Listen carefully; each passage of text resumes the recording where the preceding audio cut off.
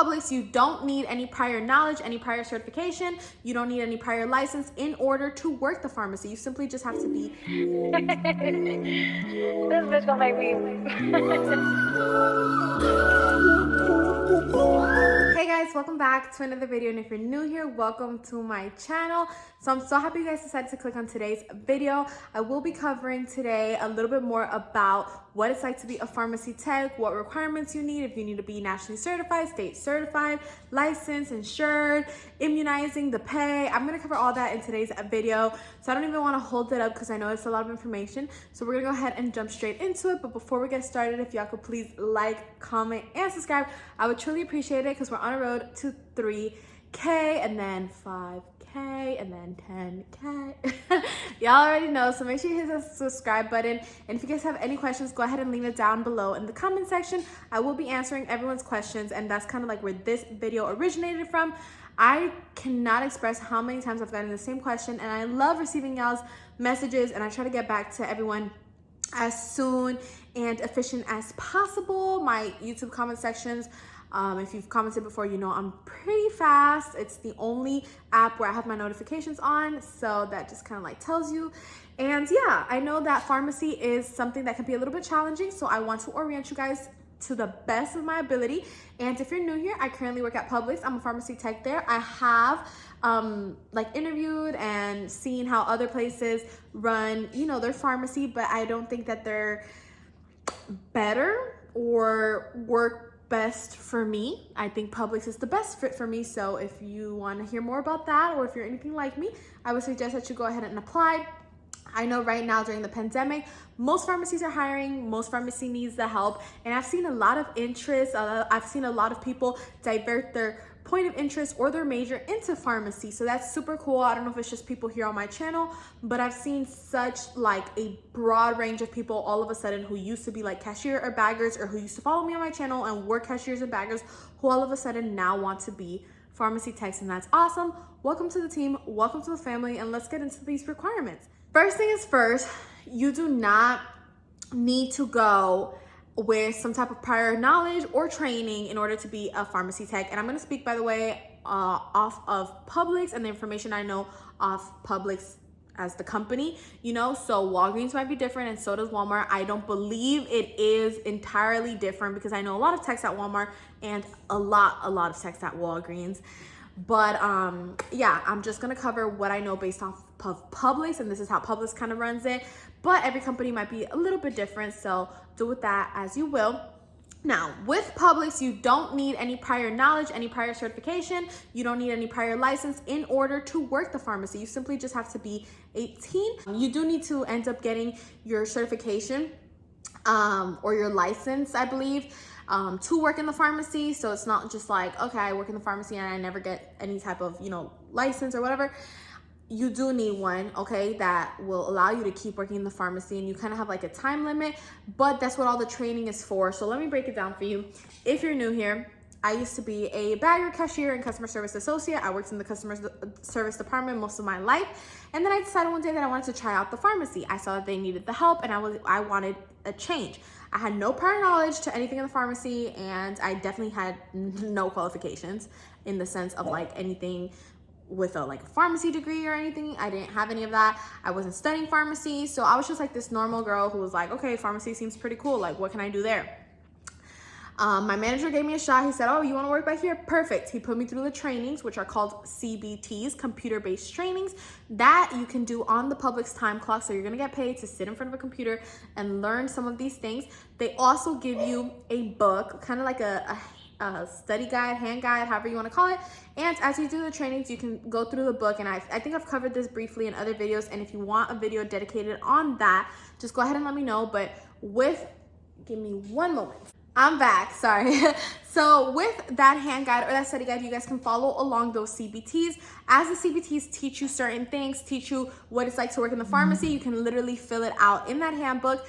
Now, certain techs have told me like, oh, I didn't get my handbook till a few days later. I didn't get it until a few days later as well. So, I mean, the handbook isn't everything, and definitely pharmacy is something that I feel like you have to learn hands-on. I mean, the most, you know, research and information you can do is great, but essentially it's a different feel once you're inside, because all of it is literally moving around and just like, you have to be dispensing medication. You have to be dealing with the patients, things that not necessarily the CBTs train you directly for. It's very hands-on. CBTs are on the computer, but it can give you an idea of what to expect, and that's good. So as soon as you have an opportunity, that's the first thing you're gonna do. And that's the first thing you really do in any department. If you get hired as a bagger or as a baker or whatever it is, you always have to do CBTs, computer-based trainings, and they're gonna start you off with the basics, you know, how to deal with customers, and then they're gonna get into the nitty-gritty, and you're gonna have your handbook and fill it out or whatever. After that, you get to, you know, go inside the pharmacy. And one thing about the pharmacy is that even the store manager is not allowed inside the pharmacy. Anyone who's not a pharmacy tech, training pharmacy tech, pharmacist, or pharmacy manager should not be in there, because pharmacy is definitely like its own little department, and it's its own little house. So I like that. I like the exclusivity of that, definitely. And you can be training as a pharmacy tech. You're going to be considered a pharmacy tech trainee. And even when you pick up the phone, like, hey, thanks for calling Publix Pharmacy, this is your pharmacy tech in training, Patricia, you know. So you have to say the in training thing, just because you don't have your license yet. I believe it's your license, not your certification.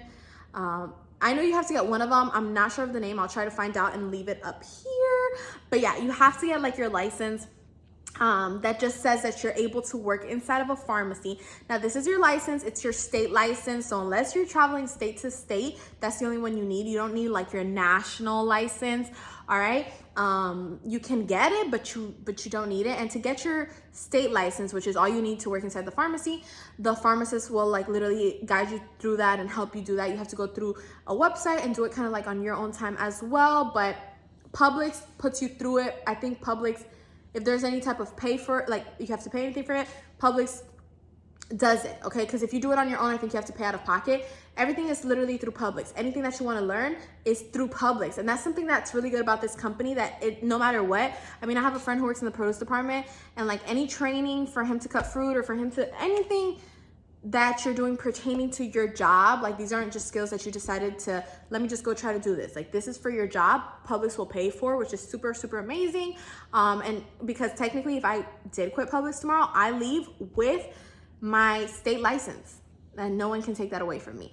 And when you get your state license, they send you like a physical blue hard paper or whatever, and that's what you give the pharmacist, and that's what they hang up in the pharmacy. So in case there's like an inspection or something, it's gonna say your first name, last name, and that you're like state license, so that you're okay to, you know, work there. But they also give you like a little one that almost looks like an ID that you can carry around in case, you know, you need to go somewhere else. It's like your own little identification, right? So it's super, super cool. Next up is nationally certified. And nationally certified, you need to take an exam for, okay? And that means you're nationally certified. I don't know how else to break it down. This is like a big exam. I don't know how many questions it has, but I believe one of the questions is to name the top 100 drugs and what they do. So it is a hefty exam that sometimes people spend a lot of time studying for. It has a name, and I had done a lot of research on this because I was considering doing it, because once you do get that certification with the nation, you do get $1 raise an hour. So if you're making $12, you're gonna be making $13. If you're making $14, you're gonna make $15. So, you know, it's obviously a plus, but you have to do a lot of studying. And I believe the test is like $100 and something, and Publix does not cover that one. Why? Because that's not a requirement for you to work in the Publix pharmacy. That's something that, yeah, it can get you $1 raise, but if you think about it, if, you know, it costs what, $150 to, you know, to get that certification, you have to work all those hours to eventually start making profit, which you will if you decide to dedicate your time to be a pharmacy tech. But if you got other things going on and you want to be a pharmacist and this and that, I don't know if that's like your most essential move right now. Like, it's not a priority unless you really have nothing else to do. Like, if you have nothing else to do, then go for it. But if there's other priorities, don't make this one of them, because it's $1, and when you become a pharmacist, the $1 is not going to matter. But it's something good to know. You know, I don't want to knock you down. I would have definitely done it, but I just have a lot going on between my YouTube channel. I'm trying to finish my realtor exam, study to be a pharmacist. I babysit. Like, I have a lot of things going on, but that's something that I definitely would have wanted to do just to have more qualifications under my belt. It's not necessary, okay? It's not necessary. So you'll get your state license though, and that will be enough. If you do decide to ever transfer pharmacy those, and this has happened to me, I thought about Walmart, I thought about Walgreens. I mean, I've been all around. I've done the interviews and this and that, and I see what they want. Being nationally certified is a big plus. So it's not essential in Publix at all. But if you ever do decide to go to a different company, I strongly suggest that you do that national certification test. Yep, I do. I definitely suggest that because they do look for that. And I can tell you firsthand because I just literally was in all these interviews a few months ago. Next up is your immunization, your immunizing techs.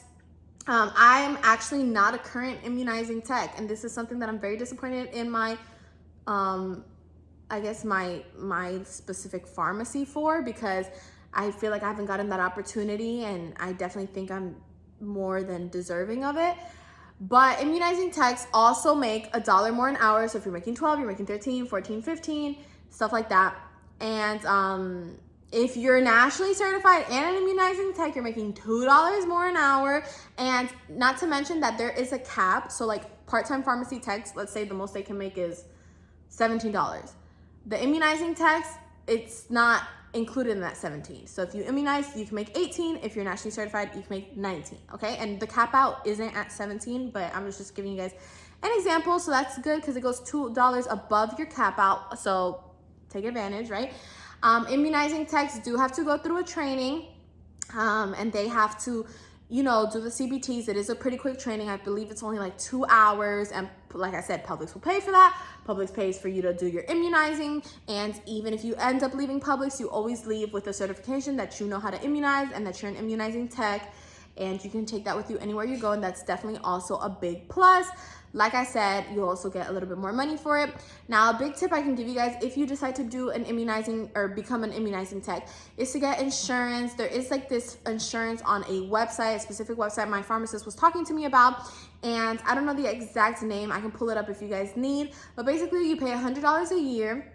And it's insurance that in case someone wants to sue you because they had a bad reaction to the vaccine, and that's not entirely that's not your fault at all, really, if you just injected it and you knew what you were doing and that person just had a bad reaction, that's not on you. But in case someone wants to sue you, that insurance protects you, and it protects you to up to $1 million.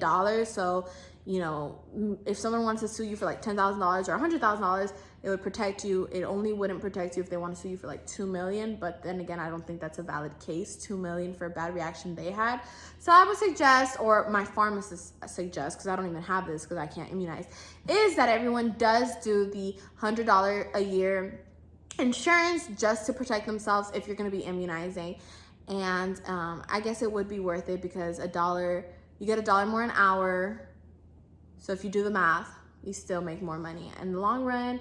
And I think that answers most of you guys' questions. If you guys have anything pertaining to, what other requirements, certifications, about the book, I really want to sit here and break down the book with y'all because I think that's going to be something helpful. But let me know what you guys think. But other than that, thank you guys so much for watching. Don't forget to like, comment, and subscribe. And I'll see you guys in my next video. Bye.